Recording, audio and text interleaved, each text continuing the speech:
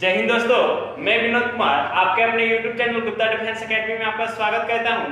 तो फ्रेंड्स, हम लोग पिछले क्लास देख चुके थे चाइना और इंडिया के बीच में जो रिलेशन है, किस तरह का रिलेशन है, क्या क्या डिस्प्यूट हुआ था, वो हम लोग देख चुके थे। तो इधर चाइना के बाद हम लोग आगे बढ़ेंगे। तो हम लोग को यहाँ पे आज देखना है म्यांमार के बारे में। आज हम लोग को पढ़ना है। यहाँ पे देखिएगा म्यांमार के बारे में आज हम लोग को पढ़ना है। तो यहाँ पे देखिएगा कि कुछ पॉइंट यहाँ पे म्यांमार के बारे में लिखे हैं। यहाँ देखिए, पहला पॉइंट है, यह भारत का हिस्सा था। ये जो म्यांमार था ना, ये पहले भारत का हिस्सा था। ये 1935 ईस्वी से पहले यह भारत का ही हिस्सा था ये म्यांमार। जब अधिनियम 1935 आया, उसके बाद भारत शासन अधिनियम 1935 जब आया, उसके बाद ही ये म्यांमार क्या हुआ, भारत से अलग हो गया और ये खुद का एक अलग देश बना। उसके बाद हम लोग का जो नेक्स्ट पॉइंट है वो है म्यांमार का पुराना नाम क्या था। म्यांमार का जो ओल्ड नेम था वो था बर्मा। म्यांमार का पुराना नाम बर्मा था। उसके बाद जो नेक्स्ट पॉइंट है, म्यांमार के साथ कौन कौन सा स्टेट सटा हुआ है। तो आप लोग यहाँ पे मैप में देख सकते हैं।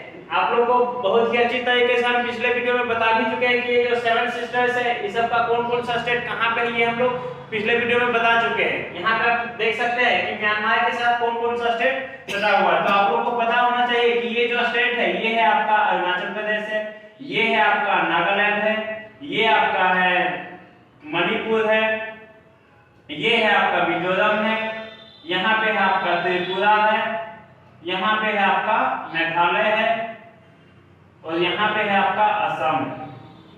तो इतना ये सेवन सिस्टर्स है। और सेवन सिस्टर में भी कौन कौन सा स्टेट सटा हुआ है म्यांमार के साथ। ये आपका अरुणाचल प्रदेश सटा हुआ है, नागालैंड सटा है, मणिपुर सटा है, मिजोरम सटा है। यहाँ पे आप देख सकते हैं स्टेट सटा हुआ है, अरुणाचल प्रदेश, नागालैंड, मणिपुर और मिजोरम सटा हुआ है। इसको अगर याद नहीं हो पाता है तो इसके लिए आप लोग के लिए एक उपाय लगा देते हैं। इसका क्या होता है ना, एक छोटा सा ट्रिक बना देते हैं। एक छोटा सा ट्रिक क्या बनेगा, आप छोटा सा मतलब बना सकते हैं कि मम्मी म्यांमार आना। छोटा सा ट्रिक है, समझने के लिए हम कुछ भी बना सकते हैं, ठीक है, समझना चाहिए बस, ठीक है। ये है आपका, इसका छोटा सा ट्रिक बन जाएगा, मम्मी म्यांमार आना। मम्मी में म से हो जाएगा मणिपुर, मी से हो जाएगा मिजोरम, म्यांमार आपका साइलेंट रहेगा, ये म्यांमार आपका साइलेंट रहेगा। उसके बाद अ से हो जाएगा अरुणाचल प्रदेश, न से हो जाएगा नागालैंड। तो समझने के लिए आप छोटा मोटा अपने समझने के लिए कुछ भी ट्रिक बना सकते हैं, ठीक है। उसके बाद हम लोग का जो नेक्स्ट पॉइंट है वो है म्यांमार का एक उपनाम भी है। म्यांमार को बोला जाता है स्वर्ण पैगोडे का देश बोला जाता है। स्वर्ण पैगोडों का देश बोला जाता है किसको, म्यांमार को। ये क्वेश्चन बहुत बार पूछा गया एग्जाम में, बहुत बार स्वर्ण पैगोडे का देश किसे बोला जाता है, तो आंसर क्या होगा, म्यांमार होगा। उसके बाद हम लोग नेक्स्ट जो पॉइंट है, ये जो म्यांमार आप देख रहे हैं, ये इंडिया के साथ कितना किलोमीटर तक सटा हुआ है, कितना किलोमीटर तक ये बाउंड्री को लगाता है। तो आप यहाँ पे देख सकते हैं कि ये जो म्यांमार है, इंडिया के साथ टोटल 43 किलोमीटर तक सटा हुआ है। 1643 किलोमीटर तक ये सटा हुआ है इंडिया के साथ। उसके बाद आप लोग को बता देना चाहते हैं, ये जो म्यांमार है ना, म्यांमार और इंडिया के बीच में कोई सीमा रेखा नहीं खींची गई। म्यांमार और इंडिया के बीच में कोई सीमा रेखा नहीं है। म्यांमार और इंडिया के बीच में पहाड़ी है और पहाड़ी दोनों देश को अलग कर रही है, इसलिए पहाड़ी के उस साइड में म्यांमार है, पहाड़ी के इस साइड में इंडिया है। तो आप लोग को यहाँ पे दिख रहा होगा, ये है आपका अरुणाचल प्रदेश, नागालैंड, मणिपुर, मिजोरम। यहाँ से जो पहाड़ी बनने का शुरू हुआ है, तो यहाँ तक बना हुआ है। तो म्यांमार इन दोनों देशों को अलग करती है। जैसे अगर यहाँ पे देखा जाए कि अरुणाचल प्रदेश और म्यांमार के बीच में कौन सी पहाड़ी है, तो यहाँ पे जो पहाड़ी है, इस पहाड़ी का नाम है पटकोई ब्लूम। इस टाइप से यहाँ पे पहाड़ी बना हुआ है, इसका नाम क्या है, पटकोई ब्लूम। पटकोई ब्लूम इस पहाड़ी का नाम है। उसके बाद यहाँ पे नागालैंड में भी एक पहाड़ी है, इस पहाड़ी का नाम है आपका नागा हिल। नागा पहाड़ी या नागा हिल बोल सकते हैं इसको। यहाँ पे मणिपुर में भी एक पहाड़ी है, इस पहाड़ी का नाम है मणि पहाड़ी या मणि हिल बोल सकते हैं इसको। उसके बाद मिजोरम में भी एक पहाड़ी है, इस पहाड़ी का नाम है मिजो पहाड़ी या मिजो हिल बोल सकते हैं।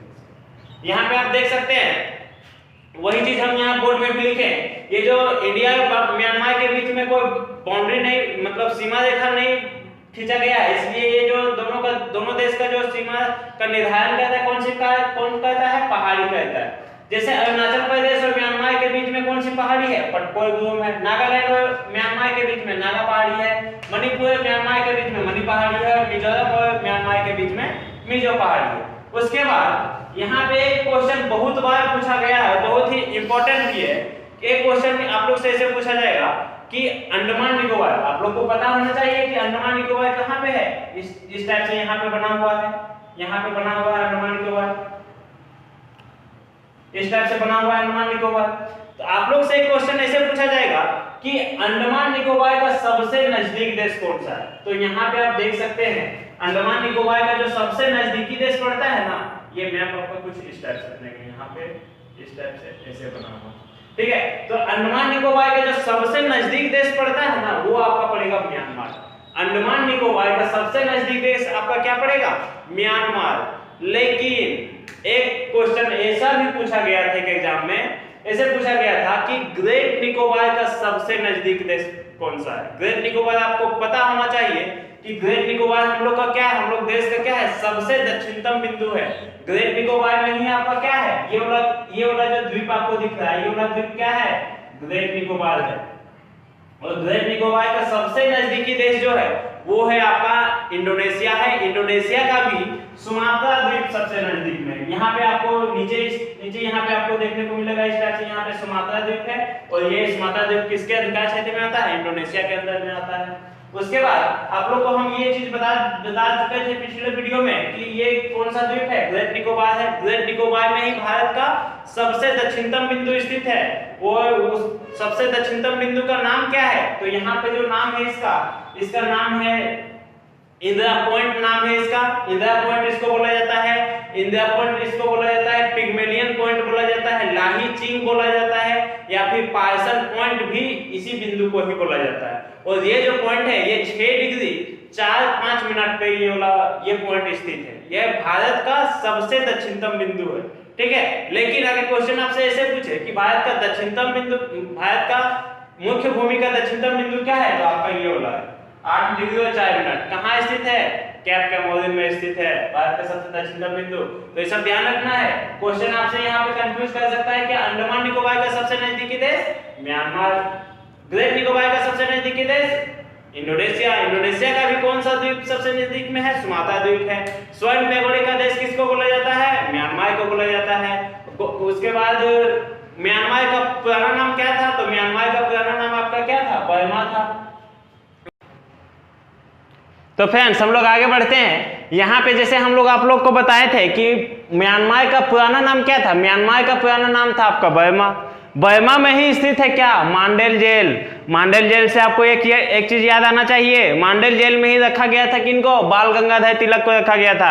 और बाल गंगाधर तिलक को जब मांडेल जेल में कैद करके रखा गया था, उसी टाइम उन्होंने एक बुक लिखा था। और वो बुक बहुत ही इंपॉर्टेंट है, वो बहुत इंपॉर्टेंट बुक है, वो एग्जाम में पूछा भी गया है। उस बुक का जो नाम था, उस बुक का नाम क्या था? गीता रहस्य नामक बुक को लिखे थे उन्होंने।